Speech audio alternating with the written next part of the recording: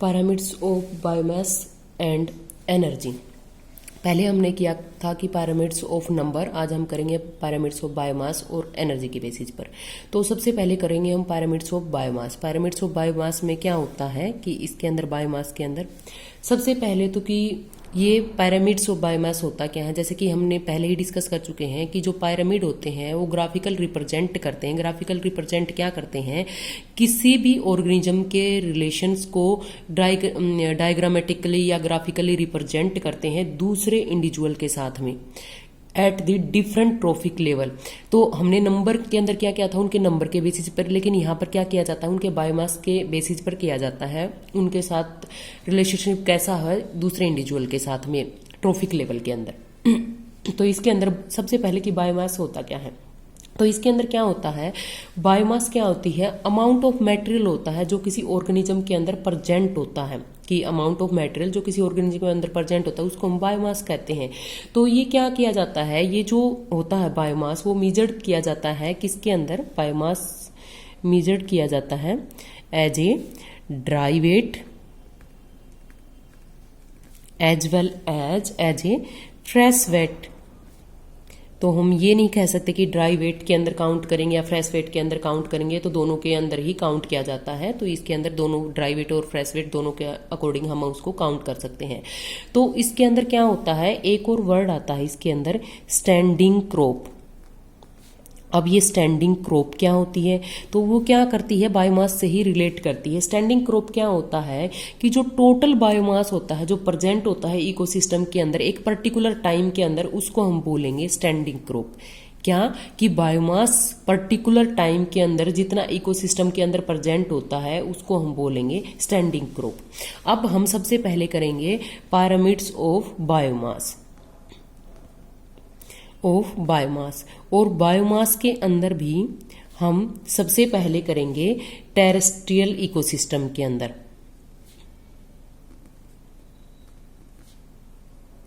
Terrestrial ecosystem के अंदर क्या, जैसे कि फॉरेस्ट और ग्रासलैंड दोनों ही इंक्लूड होते हैं, फॉरेस्ट और ग्रासलैंड। इनके अंदर क्या होता है, जो पिरामिड फॉर्म में आएगा तो वो क्या रहेगा, हमेशा ही ऑलवेज अपराइट रहेगा।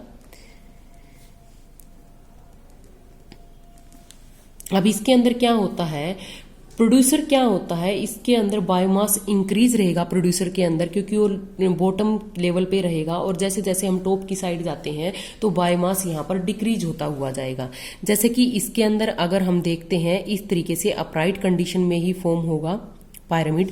तो यहाँ पर बॉटम लेवल पे क्या रहेंगे, प्रोड्यूसर रहेंगे, फिर कार्निवोर्स फर्स्ट लेवल के, कार्निवोर्स सेकंड लेवल के और कार्निवोर्स टॉप मोस्ट रहेंगे। तो इसके अंदर माना कि अगर प्रोड्यूस यहाँ पर क्या कर रहा है, 1000 kg अमाउंट के अंदर प्रोड्यूस कर रहा है, तो नेक्स्ट कार्निवोर्स पे यहाँ पर चला जाएगा 100 kg, उसके नेक्स्ट में चला जाएगा 10 kg और अपमोस्ट जाएगा 1 kg। तो इसके अंदर क्या है, जो प्रोड्यूसर है वहां पर बायोमास इंक्रीज है, और जहां पर हम टॉप कार्निवोर्स के पास में जाते हैं वहां पर बायोमास यहाँ पर डिक्रीज होता हुआ चलेगा। तो यहाँ पर प्रोड्यूसर के पास हाईएस्ट अमाउंट के अंदर बायोमास है और जो टॉप कार्निवर्स होते हैं उसके अंदर लेसर अमाउंट के अंदर है। दूसरा इसके अंदर जो पिरामिड का हम एग्जांपल देखते हैं, दूसरा आता है इसके अंदर एक्वाटिक इकोसिस्टम के अंदर। अब जो एक्वाटिक इकोसिस्टम होता है उसके अंदर क्या रहेगा, हमेशा ही इन्वर्टेड शेप के अंदर रहेगा।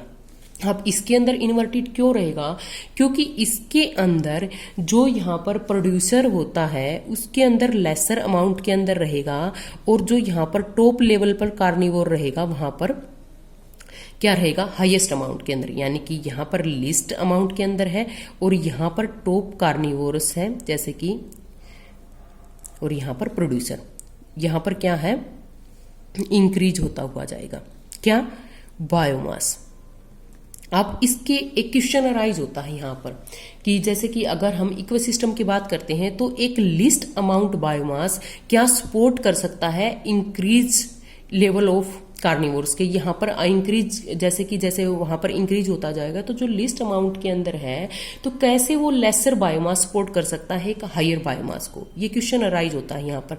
बट इसका किसकी वजह से सपोर्ट करने पाता है कि जैसा कि हमने कहा था कि जो बायोमास होता है ओनली लिविंग ऑर्गेनिज्म के ऊपर डिनोट करते हैं जो एक पर्टिकुलर टाइम के अंदर प्रेजेंट होते हैं। दूसरा क्या होता है, जो बायोमास होता है हाई होता है ओनली लॉन्ग लिव्ड ऑर्गेनिज्म के अंदर। किसके अंदर, जो लॉन्ग लिव्ड होते हैं यानी कि जो लिविंग लाइफ होती है जिनकी ज्यादा रहेगी उनके अंदर बायोमास इंक्रीज रहेगा, और जो शॉर्ट लिव्ड लाइफ है जिनकी उसके अंदर क्या रहेगा, बायोमास डिक्रीज रहेगा। तो अब इसके अंदर अगर बात करते हैं प्रोड्यूसर, तो एक्वाटिक सिस्टम के अंदर हम किसका एग्जांपल लेते हैं, फाइटोप्लैंक्टन होते हैं। फाइटोप्लैंक्टन के बाद यहाँ पर आते हैं हर्बीवोर आते हैं, तो उसके अंदर हम क्या कह सकते हैं कि यहाँ पर जूप्लैंक्टन आते हैं। तो जो फाइटोप्लैंक्टन होते हैं उनके अंदर क्या होता है, मल्टीप्लीकेशन ज्यादा होता है, शॉर्ट लिव्ड होते हैं और उनकी डेथ रेट यहाँ पर ज्यादा रहेगी। तो उसी वजह से यहाँ पर उनके अंदर क्या है, हाइयर अमाउंट है रिपीटेड प्रोडक्शन की। तो रिपीटेड प्रोडक्शन है तो उसी की वजह से क्या करते हैं, फाइटोप्लैंक्टन सपोर्ट करते हैं हर्बीवोर को, जो कि as compare to phytoplankton higher biomass के होते हैं। तो यहां पर किसके ऊपर डिपेंडेंट है बायोमास की, जो शॉर्ट लिव्ड है उसको हम लॉन्ग के अंदर टर्म के अंदर काउंट करते हैं कि लॉन्ग टर्म यानी कि जो लॉन्ग लिव्ड रहते हैं उनके अंदर बायोमास ज्यादा रहता है और जो शॉर्ट लिव्ड होते हैं उनके अंदर कम होता है। लेकिन जो रिपीटेडली प्रोडक्शन होता है उसकी वजह से ये सपोर्ट करने पाते हैं क्योंकि उनके ऊपर ही ये डिपेंडेंट होते हैं। ठीक है, डेथ रेट उनकी ज्यादा है यानी कि वो डेथ रेट ज्यादा है तो धीरे धीरे उनकी डेथ होती जाएगी। जो न्यूली प्रोड्यूस्ड है तो वो सपोर्ट कर देते हैं जो भी हर्बीवोर होते हैं यानी कि जूप्लैंक्टन होते हैं, तो इसी वजह से ये इसको सपोर्ट करने पाता है।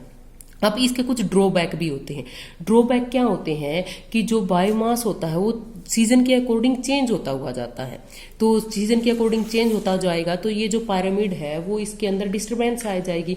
जैसे कि किसी भी डेसिडुअस ट्रीज का अगर एग्जांपल लेते हैं तो उसके अंदर जब लीफ फॉल होती है तो लो बायोमास फॉल होगा, लेकिन जब स्प्रिंग सीजन की अगर हम बात करते हैं तो उसके अंदर ज्यादा बायोमास प्रोड्यूस होगा। दूसरा क्या होता है, जो रेट ऑफ फॉर्मेशन होता है बायोमास का वो सेम नहीं रहता है। जैसे कि किसी भी हम सेम नहीं कह सकते उसके अंदर, जैसा कि हमने पहले के अंदर एग्जांपल बताया था स्प्रिंग और विंटर के अकॉर्डिंग उनके अंदर चेंज हो जाता है। ठीक है, तो इसके अंदर क्या करता है कि जो बायोमास होता है एक वो ट्रू पिक्चर को जो एनर्जी होती है ट्रांसफर होती है एक लेवल से दूसरे लेवल के अंदर, तो वो उसको ट्रूली रिप्रेजेंट नहीं करने पाता है। ये बायोमास क्या होता है, डिफरेंट ऑर्गेनिज्म के अंदर अकॉर्डिंग के अमाउंट को डिफरेंट शो कर देता है, डिफरेंट अमाउंट ऑफ एनर्जी को कंटेन करता है, तो इसलिए कुछ इसके ड्रॉबैक्स भी हैं। नेक्स्ट वन जिसको हम ट्रूली बोल सकते हैं, जो बहुत ज्यादा एक बेस्ट पिक्चर को डिपिक्ट करता है इकोसिस्टम के अंदर, वो है इसके अंदर एनर्जी का पिरामिड्स। तो नेक्स्ट वन है पिरामिड्स ऑफ एनर्जी। तो इसके अंदर क्या रहता है, हमेशा और हमेशा ये क्या रहेगा, ऑलवेज अपराइट। क्यों, क्योंकि एनर्जी यहाँ पर किसके ऊपर, जैसे कि एक लेवल से दूसरे लेवल में जाती है तो हमेशा वो लेस होकर के ट्रांसफर होती है, तो टोटल अमाउंट ऑफ एनर्जी इसके अंदर लेस हो जाएगी, तो पिरामिड हमेशा क्या रहेगा, जैसे ही ट्रांसफर होती तो अपराइट रहेगा। ये किसके ऊपर, जैसे कि ये डिपेंडेंट होता है प्रोडक्टिविटी के ऊपर कि कितनी प्रोडक्टिविटी है उसके ऊपर डिपेंडेंट होता है, नोट ऑन स्टैंडिंग क्रॉप, जैसे कि बायोमास वाला रिप्रेजेंट हो रहा था तो इसके ऊपर रिप्रेजेंट होता है। ये क्या करता है, अगर हम बात करें कि ओवरऑल इकोसिस्टम की, तो ये बेस्ट पिक्चर हमें उसकी डेपिक्ट करके देता है, क्योंकि हम ग्राफिकल रिप्रेजेंटेशन बता रहे हैं पिरामिड्स के अंदर, तो ये बेस्ट है अगर ओवरऑल पिरामिड्स के अंदर हम बात करते हैं। हमेशा जो प्रोड्यूसर होता है इसके अंदर मैक्सिमम एनर्जी कंटेन करता है और ये हर एक लेवल पे क्या होती है, डिक्रीज होती हुई चली जाती है। अब इसके ये क्या होता है, प्रोडक्टिविटी के ऊपर डिपेंडेंट होता है, तो प्रोडक्टिविटी क्या होती है, total amount of energy gain by A trophic level in a particular unit area और ए पर्टिकुलर टाइम, कि टोटल एनर्जी कितनी गेन होती है, प्रोडक्टिविटी हम उसको बोल सकते हैं एक नॉर्मल लैंग्वेज के अंदर। ठीक है, अब एनर्जी इसके अंदर हम क्या कहते हैं कि हर एक लेवल पे डिक्रीज होती हुई जाएगी, decreasing at every trophic level. अब डिक्रीज होती हुई जा रही है, तो उसके अंदर क्या कोई तो रीजन होगा जिसकी वजह से वो डिक्रीज हो रही है। तो डिक्रीज हो रही किसी रीजन से कि यहाँ पर क्या होता है कि एनर्जी लॉस्ट क्यों होती है, जैसे कि ट्रांसफर करता है एक लेवल से दूसरे लेवल के अंदर अगर ट्रांसफर होता है तो वहां पर क्या होती है, एनर्जी कुछ कंज्यूम हो जाती है वहां पर, या कुछ हम ये कह सकते हैं कि लॉस्ट हो जाती है एक लेवल से अगर दूसरे लेवल के अंदर जाती है तो वहां पर क्या होता है, लॉस्ट हो गई एनर्जी, तो दूसरे लेवल में जब जाएगी तो ऑब्वियसली कम ही जाएगी। दूसरा रीजन क्या होता है, जैसे कि किसी भी प्लांट के अंदर या ऑर्गेनिज्म के अंदर उसकी ग्रोथ भी होती है, उसकी मेटाबॉलिक एक्टिविटीज भी होती है, तो वहां पर वो यूज हो जाती है एनर्जी। तो वहां पर एक ने यूज कर ली, जैसे कि एक लेवल से दूसरे लेवल में गया, एक ने यूज की, यहाँ पर कम गई, दूसरा भी अपनी ग्रोथ और मेटाबॉलिक एक्टिविटी के लिए यूज करेगा तो दूसरे लेवल पे गई, फिर से डिक्रीज हो जाएगी। तो इस तरीके से वो एक लेवल से दूसरे लेवल पर जब जाती है तो डिक्रीज होती हो जाएगी। तो पायरामिड क्या बनेगा, हमेशा अपराइट बनेगा। नेक्स्ट वन क्या है कि इसके अंदर कुछ फूड जो होता है एनिमल के अंदर वो एक्सक्रीटेड आउट होता है एज ए अनडाइजेस्टेड वेस्ट, तो वहां पर भी कुछ एनर्जी वहां पर यूज हो जाती है। अब जरूरी नहीं है कि इसके कुछ, जैसे कि एनर्जी लॉस्ट होगी उसके बाद भी इसके कुछ एडवांटेजेस हैं। एडवांटेजेस क्या है इसके अंदर कि जैसे कि हम दो इकोसिस्टम को डिफाइन करते हैं कि एक इकोसिस्टम है दूसरा है, तो दोनों इकोसिस्टम अगर एनर्जी है बेस्ट पिक्चर डेपिक्ट करती है तो उसके बेसिस पर हम दो इकोसिस्टम को इजीली कंपेयर कर सकते हैं कि एक इकोसिस्टम के अंदर कैसा एनर्जी ट्रांसफर हो रहा है, दूसरे के अंदर कितनी हो रही है, इस तरीके से हम इजीली कंपेयर करते हैं।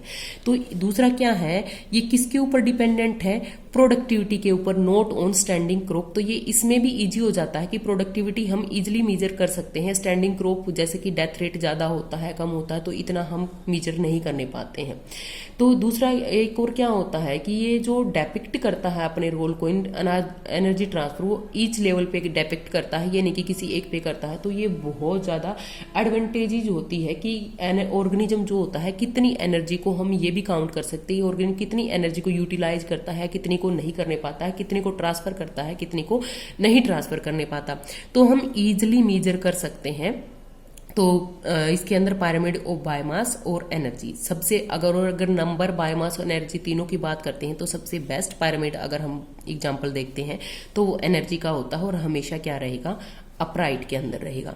तो ये थे तीनों के तीनों pyramids of energy, pyramids of biomass और पायरामिड्स ऑफ नंबर जो हम पहले कर चुके हैं।